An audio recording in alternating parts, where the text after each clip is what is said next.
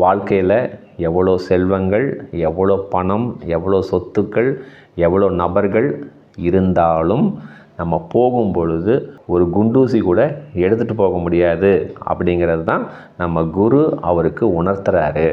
ஏன்னா அந்த செல்வந்தர் நான் சந்தோஷமாக இருக்கேன், என் கெத்தென்ன, எனக்கு இவ்வளோ பணம் இருக்குது, என்ன வேணும் உங்களுக்கு அப்படின்னு சொல்லி ஒரு அகங்காரத்தில், ஒரு ஈகோவில் செல்வம் சேர சேர, பணம் சேர சேர ஆட்டோமேட்டிக்காக வந்துடும். இது இயல்புத்தன்மை. மனுஷன்னா அந்த கெத்து தானாக வந்துடும். அப்போ தான் அவன் மனுஷன். பணம் வந்துட்டால் எனக்கு இந்த பிரச்சனை முடிஞ்சிடும் சார். எனக்கு ஒரு 50 கோடி ரூபா இருந்தால் நான் சாதிச்சிடுவேன் சார். எனக்கு பணம் மட்டும்தான் சார் பிரச்சனை சார். இந்த 10 லட்ச ரூபா வந்துச்சுன்னா நான் சந்தோஷமாக இருப்பேன் சார். உங்கள் கேள்விகள் அப்படி தான் இருக்குது. அதே மாதிரி இந்த பிரபஞ்சத்திட்ட கேட்கும் பொழுது எனக்கு இதில் இவ்வளோ பணம் வந்துடணும், எனக்கு 10 லட்சம் வந்துடணும், எனக்கு 10 கோடி வந்துடணும், அப்படியே தான் நீங்கள் கேட்குறீங்க.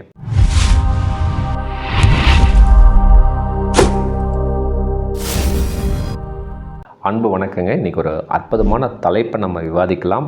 இந்த ஒரு வீடியோ போதுங்க. நம்ம மனசுக்குள்ளே செல்வம்னா என்ன, பணம்னா என்ன, எப்படி நாம் அதை செயல்படுத்தினா நம்ம ரொம்ப சந்தோஷமாக இருக்கலாம் அப்படிங்கிறது உங்களுக்கு புரிதல் தன்மை வந்துடும். வீடியோனுடைய முடிவில் அந்த இன்சிடெண்ட்டை நான் சொல்கிறேன். சிறப்பாக உங்கள் வாழ்க்கையில் நடக்கிற சூழ்நிலைகளுக்கு பொருத்தி பாருங்கள். 100% ரிசல்ட் வரும். இதில் ஏதாவது சந்தேகம், கேள்விகள், உங்கள் வாழ்க்கையில் ஏதாவது ஒரு சூழ்நிலைகள் இருந்தால் சிறப்பாக என்னோடய வாட்ஸ்அப் நம்பர் 9080274280 வாய்ஸ் மெசேஜ் பண்ணுங்கள். கொஞ்சம் 1 நாள், 2 நாள், 3 நாள், ஏன் 1 வாரம் கூட ஆகலாம். சிறப்பாக நான் உங்களோட பேசுகிறேன். அப்படி 1 வாரம் ஆயிடுச்சுன்னா ஒரு ரிமைண்டர் கொடுங்க. நலமாக பேசி அற்புதமாக செயல்படுத்தலாம். கட்டணம்லாம் எதுவும் கிடையாதுங்க. நலமாக சொல்யூஷனை நோக்கி பயணிக்கலாம். வீடியோக்குள்ளே போகலாங்க. அதாவதுங்க, நமக்கு இந்த செல்வம், இந்த பணம், அதை பற்றிய ஒரு புரிதல் தன்மை நமக்கு இல்லாததுனால தான் நம்ம ரொம்ப கஷ்டப்பட்டுட்ருக்கோம். சிம்பிளாக சொல்லப்போனால் நிறைய பேர் கேட்குறது, சார் என்னோடய இலக்கு ஒரு 10 கோடி ரூபா சார், நான் எப்படி சார் கேட்கணும், இந்த வருஷத்துக்குள்ளே நான் ஒரு 10 கோடி ரூபா எனக்கு வேணும், இதுதான் இலக்கு, பிரபஞ்சம் எதை கேட்டாலும் கொடுக்குன்னு சொல்கிறீங்க, நான் எப்படி சார் கேட்கணும், இவ்வளோ தான் உங்கள் கேள்வி. இன்னும் ஒரு சிலர், சார் என் பையனுக்கு ரிசல்ட் வருது சார், அடுத்த வாரம் வருது சார், 2வது டைம் அட்டன் பண்ணியிருக்கான் சார், என்ன செய்வீங்களோ தெரியாது சார், பிரபஞ்சத்திட்ட நான் என்ன கேட்கணும், எனக்கு அந்த பையனுக்கு அது பாஸ் ஆகணும், அந்த வேலை கிடைச்சே ஆகணும், அந்த எக்ஸாம் கிளியர் பண்ணணும், இதுக்கு நான் என்ன செய்யணும்? கேள்விகள் அப்படி தானே இருக்குது. அப்புறம் பார்த்தீங்கன்னா ஒரு சில கேள்விகள், சார் நான் ரொம்ப உதவி செஞ்சேன் சார், மனதளவில் ரொம்ப ஃப்ரெண்டுன்னு தான் சார் நான் உதவி செஞ்சேன், 1 லட்ச ரூபா கொடுத்தேன் சார், 50,000 கொடுத்தேன் சார், 2 லட்ச ரூபா கொடுத்தேன் சார், இன்றைக்கி அவங்க என்கிட்ட பேசவே மாட்டேங்கிறாங்க, பணத்துக்காக தான் அவங்க பழகிருக்காங்க, என்ன செய்கிறதுனே தெரில, என் மனசு ரொம்ப கஷ்டமாக இருக்குது, இந்த பணம் இல்லாதனால தான் சார் நான் ரொம்ப கஷ்டப்படுறேன் அப்படின்னு ஒரு சிலர். இன்னும் ஒரு சிலர், சார் சொத்து இருக்குது சார், அந்த சொத்து அவங்கக்கிட்ட கேட்கவே மாட்டாங்க, எந்த பார்ட்டிக்கிட்ட இருந்து சொத்து வரணுமோ அவங்கக்கிட்ட நேராக பேச மாட்டாங்க. ஏன்னா இவங்களுக்கு அந்த ஈகோ, அகங்காரம், ஆசை, ஏன்னா அதில் நியாயம் இருக்காது. ஆனால் அந்த சொத்தெல்லாம் எனக்கு வந்தோன்னு நான் அனுபவிக்கணும். நிறைய இடத்துல இருக்குது இந்த மாதிரி. அதாவது அவர் சம்பாதிச்ச சொத்து எனக்கு வேணும், ஆனால் நான் பேச மாட்டேன், கேஸ் போட்டுருவேன், அந்த சொத்தை அவரே கொடுத்துட்டு போகணும். இதுக்கு பேர் தான் ஈகோ. அதுக்கு ஒரு வக்கீல், அதுக்கு ஒரு போலீஸ் ஸ்டேஷன், 4 ரவுடிங்க, 4 பஞ்சாயத்து, இப்படியே வச்சு பேசிகிட்டு இருக்கிறது. உங்களுக்கு தேவைன்னா மனசு தூய்மையாக இருந்தால், எனக்கு இந்த ப்ராப்பர்ட்டி வேணும், இது எனக்கு வேணும், இது நீங்கள் எடுத்துங்க, எனக்கு வேணும், என்ன பண்ணுறீங்க, டைரெக்டாக பேசுனா பிரச்சனை முடிஞ்சிடுங்க. ஆனால் நம்ம மனநிலை எப்படி இருக்கான்னு பாருங்கள். ஈகோ, அகங்காரத்தில் சிக்கி சொத்துன்னா என்ன, பணம்னா என்ன, தேவைன்னா என்ன, இதெல்லாம் தெரியாமல் நான் சாமி கும்பிட்டுட்டே இருப்பேன் சார், பிரபஞ்சத்திட்ட கேட்டுகிட்டே இருக்கேன் சார், எனக்கு சொல்யூஷன் எதுவுமே நடக்கலை அப்படின்னு சொல்லி தான் நிறைய பேர் இப்படியே இருக்கிறீங்க. இந்த வீடியோ பார்த்தீங்கன்னா இந்த முடிவில் உங்களுக்கு ஒரு தெளிவு வருங்கிற நம்பிக்கையில் தான் நான் இந்த வீடியோவை செயல்படுத்துகிறேன். ஒரு கதைக்கு போகலாங்க. ஒரு ஊரில் ஒரு மிகப்பெரிய செல்வந்தர் பார்த்திங்கன்னா, அவருக்கு ஒரு 4 இடத்துல பங்களா இருக்குது. பங்களாக்கு பின்னால் ஒரு 10 ஏக்கர் 20 ஏக்கர் தென்னந்தோப்பு, விவசாய நிலம் நிறைய இருக்குது. ஒவ்வொரு பங்களாலேயும் 3 காரு. பார்த்திங்கன்னா அந்த ஊரில் அவர் பேச்சை கேட்காம எந்த செயல்பாடுகளுமே நடக்காது. ஏன்னா அந்த ஊரில் அவர் தான் மிகப்பெரிய பணக்காரர், மிகப்பெரிய செல்வந்தர். இந்த பணம் இருக்க என்ன ஆகிடும்னாங்க, அந்த கர்வம், அந்த ஈகோ, அந்த அகங்காரம், நான் தான் அப்படிங்கிற ஒரு கெத்து வந்துடும். அவர் என்ன பண்ணுவார்னா, எந்த பண்டிகைனாலும் சரிங்க, ஒரு வேறு யாராவது வந்தாலும் சரி, அவர் தான் முன்னிருந்து எல்லாமே செய்வார். ஏன்னா அவருக்கு அது ஒரு பெருமை. ஒரு நாள் அந்த ஊருக்கு ஒரு மிகப்பெரிய துறவி வரார். வந்த உடனே இவர் என்ன பண்ணுறாரு, மேலே தாளத்தோடு போட்டு அந்த துறவியை வரவேற்று ஒரு இடத்துல உட்கார வச்சு, ஒரு கோயிலில் உட்கார வச்சு சொல்கிறார், சார் இந்த ஊர்லேயே நான் தான் சார் மிகப்பெரிய பணக்காரன், எனக்கு 4 இடத்துல பங்களா இருக்குது, நீங்கள் வந்து பாருங்கள், உங்களுக்கு எந்த பங்களாவில் விருந்து வேணும்னு சொல்லுங்கள் சார், என்ன விருந்து வேணும்னு சொல்லுங்கள், நான் அதை சிறப்பாக செயல்படுத்துகிறேன், ஏன்னா அந்தளவுக்கு என்கிட்ட தோட்டம் இருக்குது, காசு இருக்குது அப்படின்னு அவர் பெருமையை சொல்கிறார். அந்த ஞானி, அந்த துறவி ஒன்றுமே சொல்ல. அப்படிங்களா, ரொம்ப சந்தோஷங்க, உங்களுக்கு எங்கே விருப்பமோ அங்கே நீங்கள் உணவு முறையை நீங்கள் செயல்படுத்துங்க, நான் வந்து சாப்பிட்றேன், கட்டாயம் வரேன் அப்படின்னு சொல்கிறார். சரிங்க, நாளைக்கு வாங்க, இந்த இடத்துக்கு வாங்க அப்படின்னு சொல்லி அவரோட பங்களா அட்ரஸ் கொடுத்துட்றாரு. சரிங்க, நாளைக்கு வந்து நான் சந்திக்கிறேங்க அப்படிங்கிறாரு. நானே வந்து கூப்பிட்டு போகிறேன் அப்படின்னு அந்த செல்வந்தர் சொல்கிறார். அந்த சிஷியர், அந்த குருவுக்கு ஒரு சிஷியர் இருக்கார், அதாவது அந்த ஞானிக்கு. அவர் நினைக்கிறார், என்னடா இவ்வளோ பெரிய பணக்காரராக இருக்காருங்க, எல்லாருமே அவரை பார்த்தா பயப்படுறாங்க. வீடு பார்த்திங்கன்னா 4 பங்களா இருக்குங்கிறாரு, 4 கார் இருக்குங்கிறாரு, தோட்டம் நிறையா இருக்குங்கிறாரு. நம்ம ஏன்டா இந்த துறவி கோலத்தில் இருக்கோம், ஒன்றுமே புரியல, நம்ம தேவைகள் எதுவுமே நடக்க மாட்டேங்குது, கம்முன்னு நம்ம அந்த செல்வந்தரோடு போயிடலாமா அப்படின்ட்டு அந்த துறவிக்கு ஒரு எண்ணம். ஏன்னா அந்தளவுக்கு அவர் பேசுகிறாரு, அவ்வளோ போல்டாக பேசுகிறாரு, அவ்வளோ சொத்துக்கள், அவ்வளோ பணம் நகை நிறையா வச்சுருக்கிறாரு. ஊரில் அவர் பேர் சொன்னால் தெரியாதவங்களே இல்லை. அதை பார்த்த உடனே அந்த சிஷியருக்கு ஒரு கேள்வி, நம்ம ஏன் அந்த செல்வந்தரோடு போயிடக்கூடாது, நம்மளும் அந்த வாழ்க்கையை ஏன் தேர்ந்தெடுக்கக்கூடாது அப்படிங்கிற ஒரு கேள்வி அவருக்கு. உடனே குருக்கிட்ட போய் கேட்குறார், அந்த துறவிக்கிட்ட, குருவே, அந்த செல்வந்தர் பாருங்கள் எவ்வளோ சிறப்பாக இருக்கார், அவருக்கு பாருங்கள் எவ்வளோ வசதி இருக்குது, 4 பங்களா இருக்குது, 4 கார் இருக்குது, நிறைய தோட்டம் இருக்குது, ரொம்ப அவரோட செயல்பாடுகள்லாம் பார்க்கும்போது ரொம்ப ஆச்சரியமாக இருக்குது, அவர்கிட்ட இல்லாததே கிடையாது, அவ்வளோ பணம் வச்சுருக்கிறாரு அப்படின்னு கேட்டவுடனே அதுக்கு அந்த குரு சொல்கிறாரு, கொஞ்சம் ஒரு நாள் டைம் கொடு, இன்னொரு நாளைக்கு நம்ம இதை பேசலாம் அப்படின்னு சொல்கிறாருங்க. சரின்ட்டு அந்த சிஷியரும் சரின்னு சொல்லிட்டாரு. அடுத்த நாள் காலையில் அந்த செல்வந்தர் வராரு. விருந்துக்கு அந்த குருவையும் சிஷியரையும் கூப்பிட்டு போகிறாங்க. கூப்பிட்டு போய் ஒரு மிகப்பெரிய பங்களாவில் வச்சு உணவு பரிமாறுறாரு. அங்கே பார்த்தீங்கன்னா விதவிதமான உணவு வகைகள். அந்த சிஷியர் அந்த மாதிரி உணவுகளை இந்த லைஃப்லேயே பார்த்ததில்ல. வச்சு நீங்கள் இதை சாப்பிடுங்க, அதை சாப்பிடுங்கன்னு சொல்லி பரிமாறுறாங்க.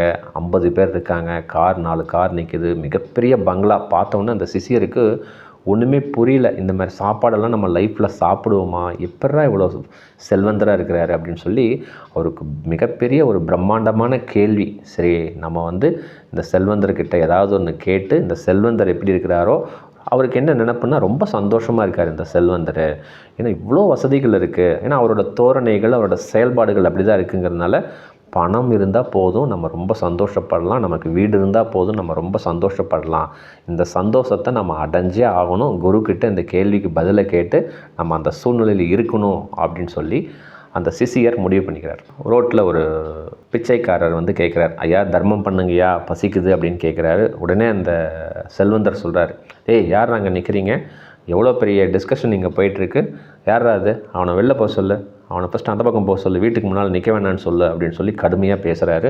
உடனே 4-5 பேர் ஓடுறாங்க, அவன் அந்த பக்கம் போடா அப்படின்னு சொல்லி துரத்தி விட்டுறாங்க. இதுதான் சூழ்நிலை நடக்குது. விருந்தெல்லாம் முடிஞ்சிருச்சு. விருந்து முடிஞ்ச உடனே அந்த குரு சொல்கிறாரு, ரொம்ப சிறப்பாக செஞ்சுருக்கீங்க, விருந்து ரொம்ப சூப்பராக இருந்தது, நன்றிங்க. அந்த குரு அந்த பணக்காரரை அந்த செல்வந்தரை பார்த்து ஒன்று கேட்குறாரு, செல்வந்தரே எனக்கு ஒரு உதவி செய்யணும், ஏன்னா இவ்வளோ பெரிய செல்வந்தராக இருக்கிறீங்க, எனக்கு ஒரு உதவி செய்வீங்களா அப்படின்னு கேட்குறாரு. அதுக்கு அந்த செல்வந்தர் சொல்கிறார், சார் என்னை பற்றி ஊரில் கேட்டு பாருங்கள் சார், என்னால் செய்ய முடியாது எதுவுமே இல்லை, உங்களுக்கு என்ன வேணும்னு சொல்லுங்கள், உடனடியாக என்கிட்ட ஆட்கள் பலம் இருக்குது, பணபலம் இருக்குது, சொத்துக்கள் நிறையா இருக்குது, என்ன வேணும்னு சொல்லுங்கள், நான் உங்களுக்கு செய்கிறேன் அப்படின்னு சொல்கிறார். உடனே அந்த குரு தன்னோட குண்டூசி, தன் பாக்கெட்டில் இருந்த குண்டூசி எடுத்து அவர்கிட்ட கொடுத்து, ஐயா செல்வந்தரே, இந்த குண்டூசியை பத்திரமா வச்சுக்கோங்க, அடுத்த பிறவியில் எப்படியும் நம்ம சந்திக்கக்கூடிய சூழ்நிலைகள் வரும், அந்த டைமில் இந்த குண்டூசியை என்கிட்ட கொடுத்துருங்க, அது போதும், இந்த உதவி எனக்கு செஞ்சால் நான் ரொம்ப சந்தோஷப்படுவேன் அப்படின்னு சொல்கிறார். அதுக்கு அந்த செல்வந்தர் சிரிக்கிறார், என்ன குருவே, நீங்கள் மிகப்பெரிய நாணின்னு நினச்சிட்டு நான் உங்களுக்கு விருந்து படைச்சிட்ருக்கேன், லூசு மாதிரி பேசுகிறீங்களே, அடுத்த பிறவியில் நான் எப்படி இந்த குண்டூசியை கொண்டு வந்து நான் அவங்ககிட்ட கொடுக்குறது, நான் இறக்கும் பொழுது இந்த குண்டூசி எப்படி எடுத்துகிட்டு போகிறது, கொஞ்சம் கூட உங்களுக்கு யோசனையே இல்லையா, இந்த குண்டூசி கூட என்னால் எடுத்துகிட்டு போக முடியாது, ஏன் பெரியவரே இப்படி பேசுகிறீங்க, நான் எப்படி அடுத்த பிறவியில் உங்கள்கிட்ட இதை கொடுக்க முடியும் அப்படின்னு சொல்கிறார். கதை புரியுதுங்களா? கருத்து உங்களுக்கு புரிஞ்சிருக்கும்னு நினைக்கிறேன். அதாவதுங்க, இதை சொன்ன உடனே அந்த சிஷியருக்கு அப்போ தான் புரியுது, ஓ வாழ்க்கையில் எவ்வளோ செல்வங்கள், எவ்வளோ பணம், எவ்வளோ சொத்துக்கள், எவ்வளோ நபர்கள் இருந்தாலும் நம்ம போகும் பொழுது ஒரு குண்டூசி கூட எடுத்துகிட்டு போக முடியாது அப்படிங்கிறது தான் நம்ம குரு அவருக்கு உணர்த்துறாரு. ஏன்னா அந்த செல்வந்தர், நான் சந்தோஷமாக இருக்கேன், என் கெத்தென்ன, எனக்கு இவ்வளோ பணம் இருக்குது, என்ன வேணும் உங்களுக்கு அப்படின்னு சொல்லி ஒரு அகங்காரத்தில், ஒரு ஈகோவில், ஒரு கெத்தில், ஒரு பந்தால மனநிலையில் இருக்கிறார். இது ஆட்டோமேட்டிக்காக என்னென்னங்க, அந்த செல்வம் சேர சேர, பணம் சேர சேர ஆட்டோமேட்டிக்காக வந்துடும். இது இயல்புத்தன்மை. மனுஷன்னா அந்த கெத்து தானாக வந்துடும். அப்போ தான் அவன் மனுஷன். ஸோ அதிலிருந்து நம்ம மாறுபடணும், அதை புரிஞ்சிக்கணும் அப்படின்னிங்கன்னா தான் நீங்கள் இந்த ஆன்மீகம், இந்த பிரபஞ்சம், இந்த சரணாகதி, இந்த ஸ்டேட்டுக்கு வந்தால் தான் அதை பற்றிய புரிதல் தன்மை இருக்கும். இதை புரிய வைக்கிறதுக்காக தான் அந்த குரு அந்த செல்வந்தர்கிட்ட இந்த குண்டூசி கதையை சொல்லியிருக்கிறார். சொன்ன உடனே அவர் அந்த செல்வந்தர் புரிஞ்சுக்கிட்டார். ஸோ எதையுமே எடுத்துகிட்டு போக முடியாது, நம்ம இருக்கிற வரைக்கும் என்ன சொத்துக்கள், என்ன காரு, எந்த நபர்கள் எது இருந்தாலும் நம்மளால் செயல்படுத்த முடியாது அப்படிங்கிற அதை உணர்தல் தன்மையோட உணர்ந்தார். அப்போ தான் புரியுது, இந்த சிசியருக்கும் புரியுது. ஸோ சந்தோஷம்ங்கிறது ஒரு பணத்துலேயோ ஒரு பொருள்லேயோ ஒரு நபர்லேயோ இல்லை, இது எல்லாமே நிலையற்றது. நம்ம வாழ்க்கையில் நம்ம இறந்து போகும் பொழுது ஒரு குண்டூசி கூட எடுத்துகிட்டு போக முடியாதுங்கிறத இப்போ நான் உணர்ந்துக்கிட்டேன் அப்படின்னு சொல்லி அந்த சிசியர் மனசுக்குள்ளே பேசிக்கிறார். இப்போ புரியுதுங்களா எதுக்காக இந்த கதை சொன்னாங்க? எல்லாரோட தேவைகள் எப்படி தெரியுங்களா இருக்குது? ஒரு நிலையற்ற தன்மை. பணம் வந்துட்டால் எனக்கு இந்த பிரச்சனை முடிஞ்சிடும் சார், எனக்கு ஒரு 50 கோடி ரூபா இருந்தால் நான் சாதிச்சிடுவேன் சார், எனக்கு பணம் மட்டும்தான் சார் பிரச்சனை சார், இந்த 10 லட்ச ரூபா வந்துச்சுன்னா நான் சந்தோஷமாக இருப்பேன் சார். உங்கள் கேள்விகள் அப்படி தான் இருக்குது. சார் என் பையனுக்கு இந்த இடத்துல வேலை கிடச்சிச்சுன்னா ரொம்ப சந்தோஷப்படுவான் சார். சார் இந்த எக்ஸாம் எழுதுகிறான் சார், இது மட்டும் நடந்துச்சுன்னா நான் ரொம்ப சந்தோஷப்படுவான் சார். இந்த சொத்து பிரச்சனை இருக்குது சார், இந்த சொத்து மட்டும் என்கிட்ட வந்துச்சுன்னா நான் ரொம்ப சந்தோஷப்படுவான் சார். உங்களோட கேள்விகள்லாம் அப்படி தான் இருக்குது. அதே மாதிரி இந்த பிரபஞ்சத்திட்ட கேட்கும் பொழுது எனக்கு இதில் இவ்வளோ பணம் வந்துடணும், எனக்கு 10 லட்சம் வந்துடணும், எனக்கு 10 கோடி வந்துடணும், அப்படியே தான் நீங்கள் கேட்குறீங்க. நான் என்ன சொல்கிறேன், ஒரு டிஃப்ரென்ஸ் இருக்குது. தேவைக்கும் ஆசைக்கும் ஒரு வித்தியாசம் இருக்குது. அதை தெரிஞ்சுக்கிட்டு நீங்கள் செயல்படுத்துங்க. இந்த பிரபஞ்சம் நீங்கள் என்ன கேட்குறீங்களோ அற்புதமாக கொடுக்கும். ஸோ அந்த லாஜிக்கை புரிஞ்சுக்கணுங்கிறதுனால தான் இந்த கதையை சொன்னேன். புரியுதுங்களா? அப்புறம் நிறைய பேருக்கு ஒரு உதவி செய்கிறீங்க, அந்த உதவி செய்கிறோங்கிறதுக்கு பொருள் தெரியறதில்ல. உதவின்னா என்ன தெரியுங்களா? ஒருத்தருக்கு ஒரு 20,000 கேட்குறாங்க, ஒரு 30,000 கேட்குறாங்க, இல்லை ஏதாவது ஒரு தேவை கேட்குறாங்க, அவங்களுக்கு ஒரு வண்டி தரீங்க, ஒரு பொருளாக தரீங்க, இல்லை நீ இந்த வேலை செய்டா இது நல்லது அப்படின்னு சொல்லி வாய் வழியாக சொல்கிறீங்க. அதனால் அவன் வாழ்க்கை தரம் உயருதுன்னா இதுக்கு பேர் தான் உதவி. அதாவது நம்ம எதையும் எதிர்பார்க்காம நம்ம செஞ்ச உதவி நம்ம மனசு பாதிக்காத அளவுக்கு செயல்படுத்துறது தான் உதவி. இதில் தான் சந்தோஷம் இருக்குதுன்னு தெரிஞ்சுக்கிங்க. என்ன இன்றைக்கி 90% மக்கள் நான் ஒரு இதுக்காக பணம் கொடுத்தேன் சார், எங்கள் அண்ணன் கேட்டான்னு சொல்லி நான் 10 லட்ச ரூபா கொடுத்தேன் சார், எங்கள் தம்பி கேட்டான்னு கொடுத்தேன், என் ஃப்ரெண்ட் சர்க்கிளில் கேட்டாங்கன்னு கொடுத்தேன், இன்றைக்கி அவங்க ரெஸ்பான்ஸ் பண்ணுறதே இல்லை, என் கூட பேசுகிறதே இல்லை, என்னை ஏமாற்றிட்டாங்க, சீட் பண்ணிட்டாங்க அப்படின்னு வார்த்தைகள் சொல்கிறீங்க. ஃபஸ்ட்டு ஒரு உதவி, இதில் வேறு உதவி நான் செஞ்சேன் அப்படின்னு நீங்கள் சொல்கிறீங்க.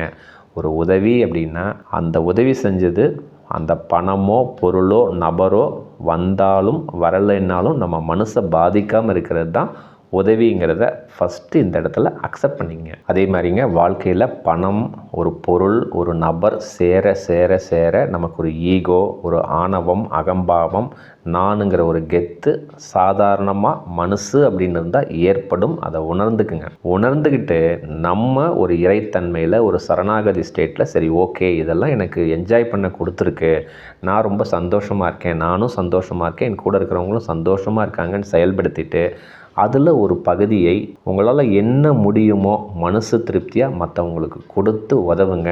அது பணமாக இருக்கணும்னு அவசியம் இல்லை, பொருளாக இருக்கணும்னு அவசியம் இல்லை, உங்கள் செயலாகவும் இருக்கலாம், உங்கள் சொல்லாகவும் இருக்கலாம். அதனால் மற்றவங்களோட வாழ்க்கை தரம் உயருதுன்னா தாராளமாக செய்யுங்க. அதுவும் ஒரு வகையான உதவியே. அப்புறம் நிறைய பேர் கேட்குறீங்க, சார் என் பையனுக்கு ரிசல்ட் வருது சார், இந்த எக்ஸாமில் அவன் பாஸ் பண்ணியே ஆகணும் சார், செகண்ட் அட்டெம்ப்ட் பண்ணுறான் சார், பாஸ் பண்ணி அந்த வேலைக்கு போயே ஆகணும் சார், அந்த காலேஜில் சீட்டு கிடைச்சே ஆகணும்னு தேவைகளை கேட்குறீங்க. ஃபஸ்ட்டு ஒரு பேசிக் கான்செப்ட் புரிஞ்சுக்கிங்க. இந்த வாழ்க்கையில் இந்த உலகத்தில் நிலையானதுன்னு எதுவுமே கிடையாது. அதே மாதிரி நம்ம இதை தான் செய்யணும் அப்படி தான் செய்யணும்னு சொல்லி டிசைட் பண்ணிக்கிட்டு இந்த பிரபஞ்சத்துக்கிட்ட இந்த இறைத்தன்மைக்கிட்ட கேட்காதீங்க. உங்கள் ஆசைகள் தேவைகள் எது வேணால் இருக்கலாம். பட் நம்ம கேட்குறதே பார்த்தீங்கன்னா என் பையன் விஷயத்தில் நான் சந்தோஷப்படுற மாதிரி அனைத்து நிகழ்வுகளையும் சிறப்பாக இந்த பிரபஞ்சம் இந்த இறைத்தன்மை சிறப்பாக கொடுத்துக்கிட்டே இருக்குது, நான் ரொம்ப சந்தோஷமாக இருக்கேன் அப்படின்னு நீங்கள் செயல்படுத்துங்க. ரிசல்ட் சூப்பராக வரும். அப்படியே அந்த இன்கேஸ் அந்த சீட்டோ இல்லை அந்த எக்ஸாம்லேயே அவன் பாஸ் பண்ணலைனாலும் மனசை பாதிக்காது. ஃபஸ்ட்டு கான்செப்டை புரிஞ்சுக்கிங்க. ஏன்னா இந்த இறைவன் இந்த பிரபஞ்சம் படைக்கும் பொழுதே உங்கள் பையனுக்கு என்ன செய்யணும் அப்படிங்கிறத படைச்சிருக்கு. ஆனால் நம்ம தான் ஒரு ஆசையின் அடிப்படையில் இது இருந்தால் நல்லது, அந்த படிப்பு படிச்சுட்டா நல்லது, இந்த எக்ஸாம் பாஸ் பண்ணிட்டா நல்லது, 10 கோடி ரூபா எனக்கு வந்துட்டா நல்லது அப்படின்னு சொல்லி உங்கள் மனநிலையில் மாற்றம் கொண்டு வந்துட்டு இந்த பிரபஞ்சத்துக்கிட்ட நீங்கள் கேட்டிங்கன்னா 100% கிடைக்காதுங்கிற லாஜிக்கை ஃபஸ்ட்டு புரிஞ்சுக்கிங்க. ஸோ நிறைய வீடியோவில் நான் சொல்லுவேன், ஃபஸ்ட்டு மனதளவில் தெளிவாக இருங்கிறேன். மனதளவில் நீங்கள் தெளிவாக இருந்துக்கிட்டு உங்கள் தேவைகளை அற்புதமாக பாசிட்டிவாக நீங்கள் கேட்டிங்கன்னா உங்கள் தேவைகளின் அடிப்படையில் என்ன தேவைன்னு கேட்குறீங்களோ அதை விட அதிகமாக இது ஒரு மிராக்கிள் நடக்குங்க. நீங்கள் ஒரு 5 வருஷத்தில் வேணும், ஒரு 10 வருஷத்தில் வேணும்னு நீங்கள் நினச்சாலும் நீங்கள் இந்த மாற்றத்தை உங்கள் மனதளவில் கொண்டு வந்தீங்கன்னா ரொம்ப சீக்கிரமாக நடந்துடுங்க. இவ்வளோ தான் லாஜிக், இவ்வளோ தான் கான்செப்ட். நீங்கள் அந்த ஸ்டேட்டுக்கு வந்தீங்கன்னா உங்கள் தேவையின் அடிப்படையில் இருக்கும். ஏன்னா இன்றைக்கி இருக்கிற காலகட்டத்தில் தேவையின் அடிப்படையில்னால் ஒரு வீடு வேணும், ஒரு கார் வேணும், பொண்ணுக்கு கல்யாணம் பண்ணணும், நமக்கு பொருளாதாரம் தேவை, ஒரு ரிட்டையர்மெண்ட் லைஃப் இருக்கணும், நம்ம அதை என்ஜாய் பண்ணணும், நம்ம கூட இருக்கிறவங்களுக்கு பணம் கொடுத்து உதவி செய்யணும். இந்த மாதிரி எல்லா தேவைகளும் தேவையின் அடிப்படையில் இருந்ததுன்னா, நான் சொல்கிற தேவையின் அடிப்படைனா நம்மளும் பயன்படுத்தணும், நம்ம கூட இருக்கிறவங்களும் பயன்படுத்தணும். தேவையின் அடிப்படையில் செயல்படுத்துனீங்கன்னா வாழ்க்கை சந்தோஷமாக இருக்கும். ஆனால் நம்மளாம் என்ன நினைக்கிறோன்னா, இந்த பணம் வந்துட்டால் சந்தோஷம், நம்ம கேட்ட கார் வந்துட்டால் சந்தோஷம் அப்படின்னு நினைக்கிறீங்க. கொஞ்சம் டிஃப்ரென்ஷியேட் பண்ணி பாருங்கள். தேவையின் அடிப்படையில் மனநிலையில் மாற்றம் கொண்டு வந்து பாருங்கள். உங்கள் தேவைகள் அத்தனையும் கிடைக்கும். நல்ல கார் இருக்கும், நல்ல வீடு இருக்கும், சொத்து இருக்கும், பணம் இருக்கும், எல்லாருக்கும் உதவலாம், மனசில் தெளிவு இருக்கும், சந்தோஷம் இருக்கும். இல்லைன்னா உங்கள்கிட்ட பணம் இருக்கும், பொருள் இருக்கும், கார் இருக்கும், பங்களா இருக்கும், எல்லாமே இருக்கும், மனசில் சந்தோஷம் இருக்காது. ஸோ சந்தோஷம் வரத்துக்கு முக்கியமான காரணம் நம்ம மனநிலை அப்படிங்கிறத புரிஞ்சிக்கிறதுக்காக தான் இந்த கதையையும் சொன்னேன். இந்த வீடியோனுடைய தொகுப்பே எல்லாருமே நினச்சிட்டு இருக்கிறது சந்தோஷம்னா இது கிடைச்சிட்டா சந்தோஷம், பணம் வந்துட்டா சந்தோஷம், சொத்து வந்துட்டா சந்தோஷம், இந்த நபர் கிடைச்சிட்டா சந்தோஷம்னு நினைக்கிறீங்க. அது கிடையாதுங்க. மனதளவில் சிறப்பாக செயல்படுத்துனீங்கன்னா உங்களுக்கு என்ன தேவையோ 100% கிடைச்சிக்கிட்டே இருக்கும். சந்தோஷமான ஸ்டேட்டில் இருக்கலாம். அது குறைவாக அதிகமாக லெவல் எதுவுமே கிடையாது.